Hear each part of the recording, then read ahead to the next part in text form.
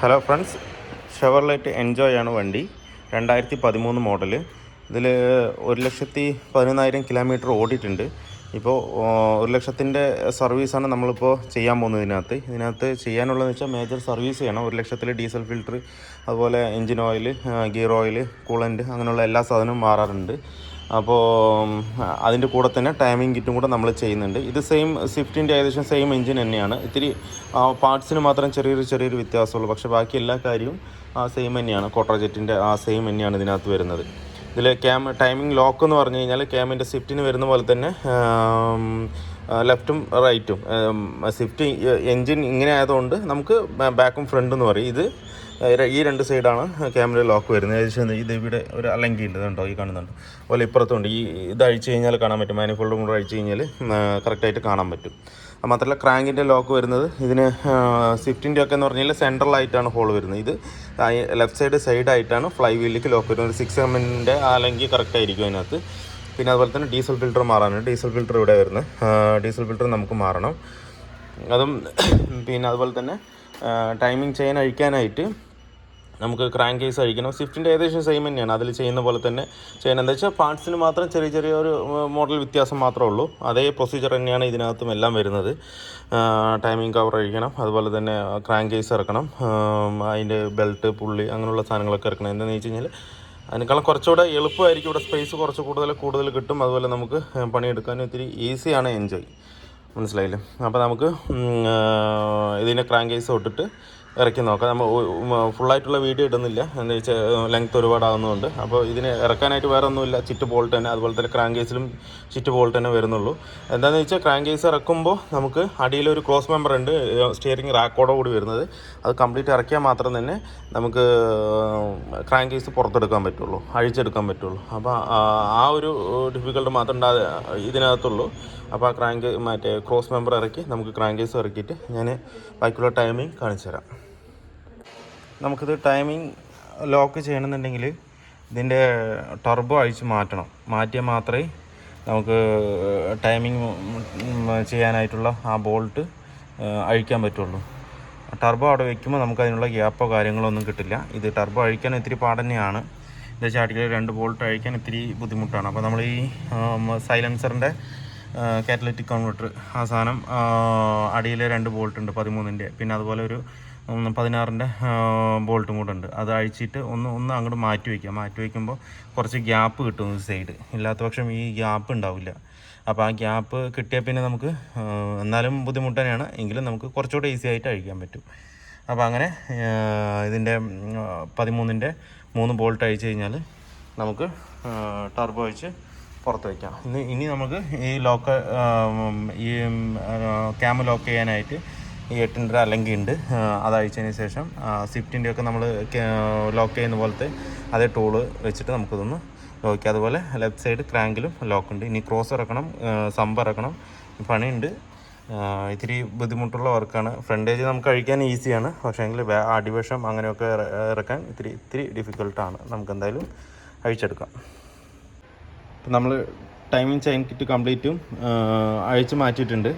നമ്മൾ ഓരോന്ന് അഴിക്കുന്നത് വീഡിയോ എടുക്കാത്ത എന്താണെന്ന് വെച്ച് കഴിഞ്ഞാൽ കൂടുതൽ ടൈമാകും അത് കാണിക്കാനായിട്ട്. അതുകൊണ്ടാണ് നമ്മൾ ഇങ്ങനെ അഴിക്കുന്ന വീഡിയോകളൊന്നും കൂടുതലായിട്ട് കാണിക്കാതിരുന്നത്. അത് അഴിക്കാനായിട്ട് വേറെ പ്രത്യേകിച്ചൊന്നുമില്ല, എല്ലാം നെട്ടും ബോൾട്ടും തന്നെയാണ്, നമുക്ക് അറിയാവുന്ന തന്നെയാണ്. അപ്പോൾ നമ്മൾ ക്യാമും അതുപോലെ ക്രാങ്കും ഒന്ന് ലോക്ക് ചെയ്താൽ മാത്രം മതി. ഇതിൽ അത്രയും നമുക്ക് പെർഫെക്റ്റായിട്ട് ശ്രദ്ധിക്കാനുള്ളൂ. ലോക്ക് ചെയ്യുമ്പോൾ കറക്റ്റ് ലോക്കിംഗ് ടൂൾ വെച്ച് തന്നെ ലോക്ക് ചെയ്യുക, അല്ലെങ്കിൽ ഒന്നും യൂസ് ചെയ്യാതെ കറക്റ്റ് ലോക്കിംഗ് ടൂൾ വെച്ചിട്ട് തന്നെ ലോക്ക് ചെയ്യുക. അതുപോലെ തന്നെ അടിയിൽ കറക്റ്റ് നല്ല ഹാർഡായിട്ടുള്ള മെറ്റീരിയൽ വെച്ചിട്ട് തന്നെ ലോക്ക് ചെയ്യുക. അല്ലെങ്കിൽ അല്ലാന്നുണ്ടെങ്കിൽ നമുക്ക് വാൾവ് വരും, വാൾവ് വെച്ച് ലോക്ക് ചെയ്താലും കറക്റ്റായിരിക്കും.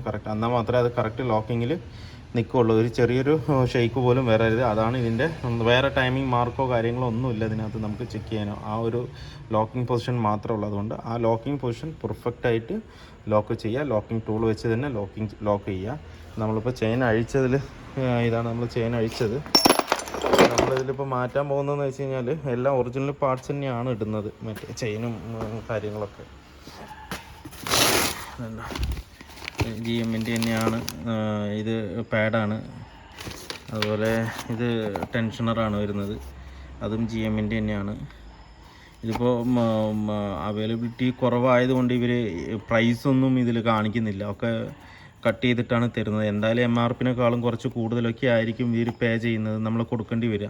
എന്ന് വെച്ചാൽ ഷവർലൈറ്റൊക്കെ ഇപ്പോൾ നിർത്തിയതുകൊണ്ട് പാർട്സും കുറച്ച് റെയർ ആയതുകൊണ്ട് അവരിങ്ങനെയൊക്കെയാണ് ഇപ്പോൾ ചെയ്ത് തരുന്നത്. നമുക്കും അങ്ങോട്ട് ഒന്നും ചോദിക്കാനും പറ്റില്ല. കമ്പനി ഓർഡർ ആണെന്നുണ്ടെങ്കിൽ കുറേ ദിവസങ്ങൾ വൈകും, അതുപോലെ കിട്ടാനും ഇല്ല. അതുകൊണ്ട് നമ്മൾ അവർ പറയുന്ന റേറ്റിന് എടുക്കുക തന്നെ വേണം, വേറെ നിവൃത്തിയില്ല. എന്ന് വെച്ചാൽ ഒരുപാട് റേറ്റൊന്നും വ്യത്യാസമില്ല കേട്ടോ. MRPന്ന് എന്തായാലും കുറച്ച് ചെറിയൊരു പെർസെൻറ്റേജ് കൂടുതൽ തന്നെ ആയിരിക്കും ഈ റേറ്റിന്. പിന്നെ അതുപോലെ അത് ടെൻഷനറായി. ഇത് വന്നിട്ട് അതിൻ്റെ സ്മോൾ വീലാണ്, ചെറിയ വീലാണ് വരുന്നത്. അതുപോലെ ഇതാണ് ചെയിൻ വരുന്നത്. എല്ലാം നമ്മൾ ഒറിജിനൽ തന്നെയാണ് എടുത്തിരിക്കുന്നത്, GMൻ്റെ. ഇതിൻ്റെ ലോക്കൽ സാധനം കിട്ടാനുണ്ട്, 4000 ചില്ലാനോ എത്ര വരുന്നുണ്ട് കിറ്റിന്. അപ്പോൾ അത് നമ്മൾ എടുത്തില്ല. എന്തായാലും ടൈമിങ്ങിൻ്റെ കാര്യമാകുമ്പോൾ അത് ഒറിജിനൽ തന്നെ ഇടണം. പിന്നെ ഇത് വേറൊരു പാഡാണ്, ഏകദേശം സ്വിഫ്റ്റിൻ്റെയൊക്കെ ഏകദേശം സെയിം പോലത്തെ തന്നെ, പക്ഷേ മൗണ്ടിങ്ങും കാര്യങ്ങളൊക്കെ ഏകദേശം വ്യത്യാസമുണ്ട് അതിനൊക്കെ. അതുപോലെ പാഡിനൊക്കെ ചെറിയ ചെറിയ വ്യത്യാസങ്ങളുണ്ട്. അപ്പോൾ അതുകൊണ്ട് നമുക്ക് സ്വിഫ്റ്റിൻ്റെ ഒന്നും എടുത്തിടാൻ പറ്റില്ല. അതുപോലെ ചെയിനൊക്കെ ഇത് വണ്ണം കൂടുതലാണ്, മറ്റേതുപോലെയല്ല, സ്വിഫ്റ്റിൻ്റെ പോലെയല്ല. ഇതിന് ചെയിൻ വണ്ണം കൂടുതലാണ്, അതുപോലെ ടെൻഷനർ വ്യത്യാസം വരും. അപ്പോൾ എല്ലാം നമ്മൾ ഒറിജിനൽ പാർട്സ് തന്നെ എടുത്ത് ഇട്ടിട്ടുണ്ട്. അതുപോലെ നമുക്ക് ലോവർ ആം മാറാനുണ്ട് ഇതിനകത്ത്. ഡീസൽ ഫിൽറ്റർ സോഫ്റ്റ് മെറ്റാണ് എടുത്തിരിക്കുന്നത്. അതുപോലെ ബ്രേക്ക് പാഡ് TVS കമ്പനിയുടെ ആണ്. ഇത് കുറച്ചുകൂടെ നന്നായിരിക്കും. ബ്രേക്ക് പാഡ് 1463 രൂപയോളം വരുന്നുണ്ട് ഇത്. പിന്നെ അതുപോലെ ലോവർ ആം 2 അങ്ങനെയുള്ള സാധനങ്ങളൊക്കെ എത്തിയിട്ട് ഇനിയിപ്പോൾ സെറ്റ് ചെയ്യണം. ഏതാണ്ട് ഈ ക്രോസൊക്കെ നമുക്ക് പൂർണ്ണമായിട്ടും അഴിച്ച് പുറത്തെടുക്കണം, എന്നാൽ മാത്രമേ ഈസി ആയിട്ട് നമുക്കിതിൽ പണിയാൻ പറ്റുള്ളൂ. എന്ന് വെച്ച് കഴിഞ്ഞാൽ crank case sump, second sump, first sump എന്ന് പറഞ്ഞിട്ട് 2 സമ്പൊക്കെ ഇറക്കാനുണ്ട്. ഇത് കഴിഞ്ഞ് തട്ടി ലെവലാക്കണം കേട്ടോ. ഇത് നമ്മൾ അഴിക്കാൻ ഭയങ്കര ബുദ്ധിമുട്ടാണ്, ഇതൊക്കെ അഴിച്ചെടുക്കാൻ. തട്ടിയതിൻ്റെയാണ്. ഇനി ഇത് തട്ടി ലെവലാക്കിയിട്ട് വേണം കയറ്റാനായിട്ട്, അല്ലാന്നുണ്ടെങ്കിൽ ഓയിൽ കറക്റ്റ് തട്ടി ലെവലാക്കി ഓയിലിലേക്ക് ഇല്ലാതെ കയറ്റണം ഇത്. അതുപോലെ ഇതാണ് സെക്കൻഡ് സമ്പ്. ഇതൊക്കെ അഴിച്ചാലേ നമുക്ക് എടുക്കാൻ പറ്റുള്ളൂ. അതുപോലെ ഇതിന് സ്വിഫ്റ്റിന് വരുന്ന പോലെ പാക്കിങ് ഉണ്ടാവില്ല, നമ്മൾ പേസ്റ്റ് ഇട്ടിട്ടാണ് കയറ്റുക. അപ്പോൾ ഇതൊക്കെ ക്ലീൻ ചെയ്ത് പക്കയാക്കിയിട്ട് വേണം നമുക്ക് പേസ്റ്റ് ഇട്ടിട്ട് കയറ്റാനായിട്ട്. അപ്പോൾ നമുക്ക് എന്തായാലും ഇനിയിപ്പോൾ ക്ലീനിങ് ഒക്കെ കഴിഞ്ഞിട്ട് ടൈമിങ് എന്തായാലും കയറ്റാം. നമ്മൾ ടൈമിംഗ് എല്ലാം കയറ്റി കഴിഞ്ഞിട്ടുണ്ട്. നമ്മൾ മൗണ്ടും കാര്യങ്ങളൊക്കെ ഇറക്കിയത് കൊണ്ട് നമ്മൾ ഹൈഡ്രോളിക് ജാക്കിൽ ഹാങ് ചെയ്തിട്ടാണ് എഞ്ചിൻ നിർത്തിയിരിക്കുന്നത്. എന്നിട്ടാണ് നമ്മൾ ടൈമിംഗ് മാറിയത് കേട്ടോ. അപ്പോൾ ടൈമിംഗ് ബെൽറ്റ്, ടെൻഷനർ കംപ്ലീറ്റും മാറ്റിയിട്ടുണ്ട്. അതുപോലെ ഫുള്ള് വലിയ പാക്കിംഗ് ഇല്ലാത്തതുകൊണ്ട് പേസ്റ്റ് ഇട്ടിട്ട് വേണം കയറ്റാനായിട്ട്. ഇതുപോലെ ഗ്രേ കളർ പേസ്റ്റാണ് കറക്റ്റ് ബെസ്റ്റ് ഇതിനകത്ത്. അതിട്ടിട്ട് നമ്മൾ കംപ്ലീറ്റും സീൽ ചെയ്തിട്ടുണ്ട്. ഇത് ആകെ വരുന്ന ഓറിങ്ങും വരുന്നതെന്ന് പറഞ്ഞു കഴിഞ്ഞാൽ മറ്റേ പമ്പിൻ്റെ അവിടെ പമ്പിന്ന് ഓയിൽ പ്രഷർ ഗാലറിയിലേക്ക് പോകുന്ന ആ ഭാഗത്ത് മാത്രം ഒറ്റ ഓറിങ് വരുള്ളൂ. ബാക്കിയെല്ലാം പേസ്റ്റാണ് ഇതിനകത്ത് വരുന്നത്. വേറെ പാക്കിങ്ങോ കാര്യങ്ങളോ ഒന്നുമില്ല. അതുപോലെ ക്രാങ്കിൻ്റെ ഓയിൽ സീലും മാറിയിട്ടുണ്ട്. അപ്പോൾ കവറിപ്പോൾ നമ്മളെല്ലാം കയറ്റിയിട്ടുണ്ട്. അതുപോലെ ടെർബോ നമ്മൾ സെറ്റ് ചെയ്തു. ലോക്കൊക്കെ എല്ലാം എടുത്ത് നമ്മൾ ടൈമിംഗ് വെച്ചതിന് ശേഷം ഫുള്ളായി കറക്കി നോക്കി. ഇടിക്കുന്ന ഒരു ബുദ്ധിമുട്ടൊന്നുമില്ല. അപ്പോൾ നമ്മൾ അതിൻ്റെ എന്താ പറയുക, അതിൻ്റെ ബോൾട്ട് അല്ലെങ്കിൽ ബോൾട്ട് ടൈറ്റിന് ശേഷം ടർബോയും കൂടെ കയറ്റിയിട്ടുണ്ട്. ഇനി ടർബോ നമുക്കിനി സൈലൻസർ കയറ്റണം. അതുപോലെ തന്നെ അടിയിലെ ക്രോസും കൂടെ കയറ്റാനുണ്ട്. ആ ക്രോസും കൂടെ കയറ്റാനുണ്ട്. അത്രേ ഉള്ളൂ. വേറെ വാട്ടർ പമ്പ് ചെയ്യാനുണ്ട്. വാട്ടർ പമ്പ് എപ്പോഴും ടൈം ബെൽറ്റ് നോക്കുമ്പോൾ വാട്ടർ പമ്പ് മെയിനായിട്ട് നോക്കണം. പോയിട്ടുണ്ടെന്നുണ്ടെങ്കിൽ കയ്യോടെ മാറ്റി വിടുന്നതായിരിക്കും ബെറ്റർ. ഇപ്പോൾ ഇതിൽ വലിയ കംപ്ലൈൻ്റ് ഒന്നും ഇല്ല. അപ്പോൾ അതങ്ങനെ തന്നെ തിരിച്ച് കയറ്റുന്നുണ്ട്, പാക്കിംഗ് ഇട്ടിട്ട് കയറ്റുന്നുണ്ട്. അപ്പോൾ നമ്മുടെ വർക്ക് ഏകദേശം ഫുൾ കംപ്ലീറ്റ് ആയിട്ടുണ്ട്. അപ്പോൾ വണ്ടി ഓടിച്ചിട്ട് വന്ന് നിർത്തിയതാണ്. വേറെ പ്രശ്നങ്ങളോ ബുദ്ധിമുട്ടുകളൊന്നുമില്ല. ഇതിലിപ്പോൾ നമ്മൾ മേജറായിട്ട് ചെയ്തത് മേജർ സർവീസ്, അതുപോലെ 1 ലാഖിൻ്റെ സർവീസ് എന്ന് വെച്ചാൽ ടൈമിംഗ് കിറ്റ്, ഫ്യൂൽ ഫിൽറ്റർ, അങ്ങനെയുള്ള മേജർ സർവീസാണ് നമ്മൾ ഇതിൽ ചെയ്തത്. എന്ന് വെച്ചാൽ ഫ്യൂൽ ഫിൽറ്ററൊക്കെ ഇതിലൊക്കെ 1 ലാഖിലാണ് മാറുന്നത്. അപ്പോൾ പക്ക മോശമായിരുന്നു ഡീസൽ ഫിൽറ്ററൊക്കെ നേരത്തെ. എന്ന് വെച്ചാൽ സ്റ്റാർട്ടിങ്ങിന് ചെറിയൊരു ഡിലേ ഉണ്ടായിരുന്നു. അതുപോലെ തന്നെ പുള്ളിങ്ങിന് ചെറിയൊരു കുറവുണ്ടായിരുന്നു. നമ്മൾ ഇത് ചെയ്തതോടെ കൂടിയിട്ട് കംപ്ലീറ്റ്ലി വണ്ടി പക്ക സ്മൂത്തായിട്ടുണ്ട്, റണ്ണിങ് സ്മൂത്തായിട്ടുണ്ട്. നമ്മൾ പുറമേ ബോണ്ട് തുറക്കുമ്പോഴേ ഈ സൗണ്ടുള്ളൂ. ബോണ്ട് അടച്ചു കഴിഞ്ഞ് കഴിഞ്ഞാൽ പക്ക സൈലൻ്റാണ് വണ്ടി. അപ്പോൾ 1 ലാഖിൽ എപ്പോഴും നമ്മൾ ഇതുപോലുള്ള കൊട്രാജെറ്റ് എൻജിൻ, എൻജോയ്, അതുപോലെ ഷെവർലൈറ്റിൻ്റെ ബീറ്റ്, ഇതൊക്കെ എല്ലാ 1 ലാക്കിലും നമ്മൾ കറക്റ്റ് ഷെഡ്യൂളിൽ തന്നെ ടൈമിംഗ് ബെൽറ്റ് മാറാൻ നോക്കുക. എന്താണെന്ന് വെച്ച് കഴിഞ്ഞാൽ ഇത് ടൈമിംഗ് പെട്ടെന്ന് തന്നെ സ്ലിപ്പാകാൻ ചാൻസ് കൂടുതലാണ്. 2 വീലാണ് ഇരുന്നത്. കറക്റ്റ് ബൈക്കിൻ്റെയൊക്കെ ചെയിൻ സ്പോക്കറ്റ് മാറിയാണ് ഇതിനകത്ത് വരുന്നത്.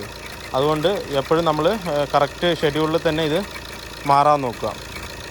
അതുപോലെ തന്നെ ഇതിൻ്റെ ഔട്ടർ ബെൽറ്റിന് ചെറിയൊരു സൗണ്ട് ഉണ്ടായിരുന്നു. അപ്പോൾ അത് ക്ലിയർ ചെയ്തിട്ടുണ്ട്.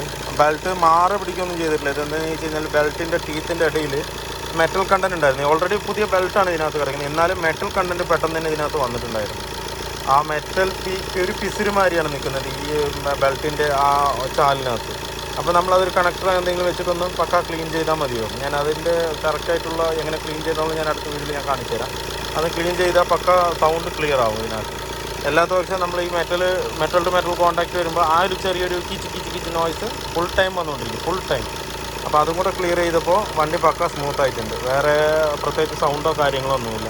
മാത്രമല്ല ഇതിൻ്റെ സസ്പെൻഷൻ വർക്ക് നമ്മൾ ലോവർ ആം, അതുപോലെ ബാക്കിലെ സിലിണ്ടർ, ബ്രേക്ക് പാഡ് അങ്ങനെയുള്ള കാര്യങ്ങളൊക്കെ ചെയ്തിട്ടുണ്ട്. ബാക്കി വേറെ ഓടിച്ച് നോക്കുമ്പോൾ വേറെ ബുദ്ധിമുട്ടുള്ള പ്രയാസങ്ങളൊന്നുമില്ല. നേരത്തുള്ള കംപ്ലൈൻറ്റുകളെല്ലാം സോൾവ് ചെയ്തിട്ടുണ്ട്. ഇനിയിപ്പോൾ ഒന്ന് വാട്ടർ യൂസ് ചെയ്തിട്ട് വണ്ടി ഡെലിവറി ചെയ്യണം. അപ്പോൾ വീഡിയോ എല്ലാവർക്കും ഇഷ്ടമായ ഒന്ന് ലൈക്ക് ചെയ്ത് ഷെയർ ചെയ്ത്, അതുപോലെ തന്നെ സബ്സ്ക്രൈബ് ചെയ്യാതെയാണ് വീഡിയോ കാണുന്നുണ്ടെങ്കിൽ ഒന്ന് സബ്സ്ക്രൈബ് ചെയ്ത് സപ്പോർട്ട് ചെയ്യുക. അന്നേരം മാത്രം തന്നെ നമ്മൾ പുതിയ തരം വീഡിയോ ഇടുമ്പോൾ നിങ്ങൾക്ക് നോട്ടിഫിക്കേഷൻ ആയിട്ട് വരുള്ളൂ. അപ്പോൾ അടുത്തൊരു വീഡിയോയിലേക്ക് കാണുന്നവരെ എല്ലാവർക്കും ബൈ.